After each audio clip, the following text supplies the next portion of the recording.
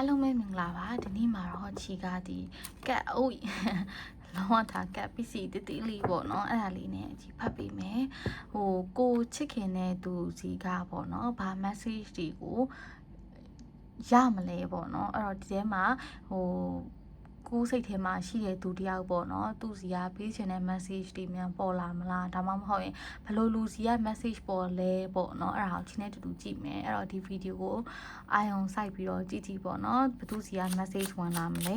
အဲ့လိုကိုချစ်တဲ့သူစီတယောက်က message ပေါ့နော်ဘာပြောချင်လဲ Knight of Cups ကိုကြားတယ် Page of Swords okay the High Priestess, Queen of Wands, Six of Pentacles, the Judgment ပေါ့နော်အောက်ဆုံးမှာ okay အဲ့ဒါဆိုရင်ဒီဟာလေးနဲ့ချီထပ်ဆွဲအောင်မယ်ကိုချစ်ခင်တဲ့သူစီကပိုင်ဝမ်းလေးတွေဗာ message လေးရှာလာမလဲသူဘက်ကဘာပြောချင်လဲပေါ့နော်ဘလို့လူတွေအတွက်ဒီ message ဖတ်လာမလဲပေါ့နော် idea self love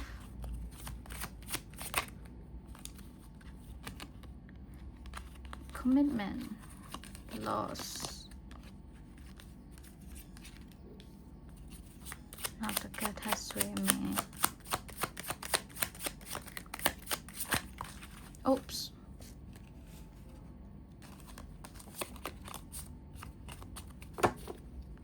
that's when happy gift okay အဲ့တော့ကိုချစ်ခင်တဲ့သူတွေပေါ့နော်ဘယ်သူတွေပါမလဲဆိုတော့ဒီထဲမှာကအရင်တော့ကိုရဲ့ HD sorry ဘယ်လိုဖြစ်လို့ကိုရဲ့ HD ပါတာမျိုးကိုတွေ့ရတယ်ပေါ့နော်ဒီလားတချို့ရေဆိုလို့ရှိရင်ကိုနဲ့အဲ့လိုမျိုး situationship ရှိနေတဲ့သူလေးတွေပေါ့နော်ဒီလားသူကအဲ့လိုမျိုးဒီ commitment နဲ့ဝင်ရမှာကြောက်နေတာမျိုးပေါ့နော်အဲ့လိုမျိုးလူလေးတွေကိုပါတယ်တွေ့ရတယ်ဟို तू ကကြတော့သူ့ရဲ့ခံစားချက်အစစ်မှန်ကို तू ကဖုံးကွယ်ထားတယ်ကွာဒီလားသူ့ရဲ့ပုံစံအစစ်မှန်ကိုမပြဘူးသူ့ရဲ့ emotion တွေကိုနဲ့ပတ်သက်ပြီးတော့တကယ်ရှိတဲ့ emotion တွေကို तू ကဖုံးကွယ်ထားတယ်ကိုကိုချစ်ခင်တယ်ဆိုလို့ရှိရင်လည်း तू ကမချစ်မိအောင် तू စူးစမ်းနေတယ်အဲ့လိုမျိုးပေါ့ကွာဒီလား तू အဲ့လိုမျိုးဟိုအရန်commitment တွေကိုဝင်ဖို့သူ့ကိုသူအဲ့လိုမျိုး commitment ပေးဖို့ကို तू က ready မဖြစ်နေသေးဘူးပေါ့နော်အဲ့လိုမျိုးတွေ့ရတယ်ပေါ့နော်အဲ့လိုလူလေးစီက message ကိုပါလာတယ် तू ကအခုချိန်မှာဆိုလို့ရှိရင်လည်းသူလည်းကိုယ့်အကြောင်းကိုသူစဉ်းစားနေတယ်ပေါ့နော်ဒီလားကိုနဲ့သူနဲ့အတိတ်မှာရှိခဲ့တဲ့ memories လေးတစ်ခုကိုသူကအဲ့လိုမျိုးစဉ်းစားနေတယ်သူ့ဘဝထဲမှာကိုမရှိတဲ့အတွက်ပေါ့နော်ကိုယ့်ရဲ့ဒီကိုမရှိတဲ့ဒီကော့လက်လေးတစ်ခုပေါ့နော်အဲ့ဒါလေးနဲ့ပတ်သက်ပြီးတော့လည်းသူအဲ့လိုမျိုးသူ့စိတ်ထဲမှာစိတ်မကောင်းဖြစ်နေတယ်အခုချိန်မှာတော့သူကသူ့အနာဂတ်အတွက်သူလှုပ်ရှားရှိတာလေးတွေသူလုပ်နေတယ်ပေါ့နော်ကိုအဲ့လိုမျိုးကျမ်းမာရေးလဲဂယူဆိုင်ဘာညာပြောချင်တယ်ပေါ့နော်ပြီးရင်လူတွေရဲ့အမြင်ကိုတိတ်ပြီးတော့ဂယူမဆိုင်ပါနဲ့ကိုရဲ့ဒီကိုအတွက်တကယ်ကောင်းမွန်တဲ့သူတွေကောင်းမွန်တဲ့ပတ်ဝန်းကျင်တွေကိုရဲ့မိသားစုကိုပဲအချိန်ပေးပေါ့နော်ကိုလှုပ်ရှားရှိတာကိုပဲကိုဆက်လက်ပြီးတော့လုပ်ကိုပို့ပြီးတော့ဒီထက်မကပို့ပြီးတော့ချစ်ခင်အောင်နေပါပေါ့နော်အဲ့လိုမျိုးတစ်ဖက်လူစီကပေးတဲ့ message ကိုတွေ့ရတယ်ဒါကဒီအဆက်အသွယ်ပြတ်နေတဲ့သူလေးတွေပေါ့နော် situationship လဲပါမယ် X တွေလဲပါမယ်ပေါ့နော်အခုချိန်မှာသူလဲသူ့ဘဝလမ်းအတွက်သူရှောက်လန်းနေတယ်တစ်ချိန်မှာတော့ကံမကုန်လို့ရှိရင်နှစ်ယောက်ကပြန်လှည့်ပြီးတော့ဆုံတွေ့နိုင်မယ်ပေါ့နော်သူ့ဘက်ကလည်းကိုကိုပြန်လှည့်ပြီးတော့ဆက်သွယ်လာချင်တာမျိုးကိုတွေ့ရတယ်ဒါပေမဲ့သူဒီကိုနဲ့သူနဲ့ကအဲ့လိုမျိုးနည်းနည်းအဆင့်တန်းတစ်ခုချဟနေရဆိုပြီးခံစားရတယ်ပေါ့နော်ကိုကသူ့ထက်စားလို့ရှိရင်နည်းနည်းအဲ့လိုမျိုးအမြင့်တနေရာမှာရှိနေတယ်သူနဲ့ကိုနဲ့ကလည်းရေရှည်သွားလို့အဆင်မပြေဘူးပေါ့နော်တစ်ဖက်လူကကိုကြတော့သူကကိုကအမြဲအဲ့လိုမျိုးကွာဘယ်အရာမဆိုကိုကစူးစမ်းလေးလာခြင်းနဲ့တင်ခြင်းနဲ့စိတ်ထားလေးကောင်းတယ်အဲ့လိုမျိုးတစ်ခုခုဆိုစိတ်ထဲကနည်းနည်းအလိုလိုသိနေတတ်တယ်ပေါ့နော်အဲ့လိုမျိုးလေးတွေကိုသူကသိတယ်အဲ့တော့ဟိုတစ်ခါလေကြာရင်ကိုကသူ့အိမ်မက်တီမှတ်တာမျိုးဘာမျိုးလဲဖြစ်မယ်ပေါ့နော်အဲ့တော့ဒီထဲမှာအဲ့လိုမျိုး H ရဲ့ energy ကိုရတယ်ပေါ့နော်တစ်ဖက်လူကကိုကိုဆက်သွယ်လာခြင်းနဲ့ဒါပေမဲ့သူကသူ့ရဲ့စိတ်ခံစားချက်ကိုသူ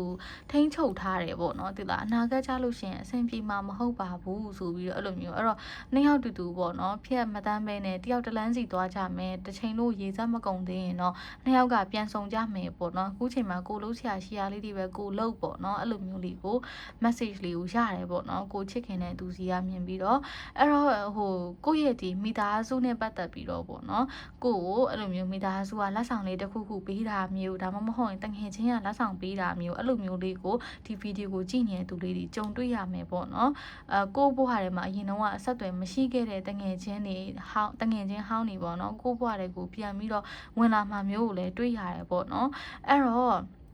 တချို့ဒီထဲမှာပေါ့နော်ကိုယ့်ရဲ့ဒီအိမ်မွေးတရိษံလေးကိုဆုံးရှုံးလိုက်ရတော့၎င်းကိုမွေးထားတဲ့တရိษံလေးကိုသူများကိုပေးဖြစ်လိုက်ရတာတော့၎င်းဘလို့အကြောင်းမျိုးနဲ့ပဲဖြစ်ဖြစ်ပေါ့နော်ကိုအဲ့လိုမျိုးစိတ်မကောင်းမဖြစ်နဲ့ပေါ့နော်ဒါလုံးလိုက်ရမယ့်အရာတစ်ခုမလို့လုံးလိုက်ရတယ်ပေါ့နော်ဥမာအိမ်မွေးတိရစ္ဆာန်လေးဆိုလို့ရှင်လဲအသက်အရွယ်တစ်ခုရောက်လို့သူအဲ့လိုမျိုးနေမကောင်းကြမှာပြီးတော့ဆုံးရှုံးသွားတယ်ဆိုလို့ရှင်လဲအရင်စိတ်မကောင်းမဖြစ်နဲ့တော့ပေါ့နော်အဲ့ဒါပဲပြောချင်တယ်ပေါ့နော်ဘလို့ပြောပြရမှန်းမသိလို့ပေါ့နော်ဒီလားအချီပြောချင်တာသဘောပေါက်မှာပါ like သူလဲသူ့အနေနဲ့သူကောင်းတဲ့တနေရာကိုရောက်သွားပြီပေါ့နော်အဲ့တော့တချို့လူလေးတွေအိမ်မွေးတိရစ္ဆာန်လေးတွေကိုရမ်းချစ်တဲ့သူလေးတွေပါတယ်ပေါ့နော်ဟုတ်ပြီအဲ့တော့ဒီဗီဒီယိုလေးကတော့ဒီလောက်ပါပဲပေါ့နော်အဲ့တော့ဒီဗီဒီယိုကိုကြည့်ရတဲ့သူတွေအားလုံးကံကောင်းကြပါစေတတာ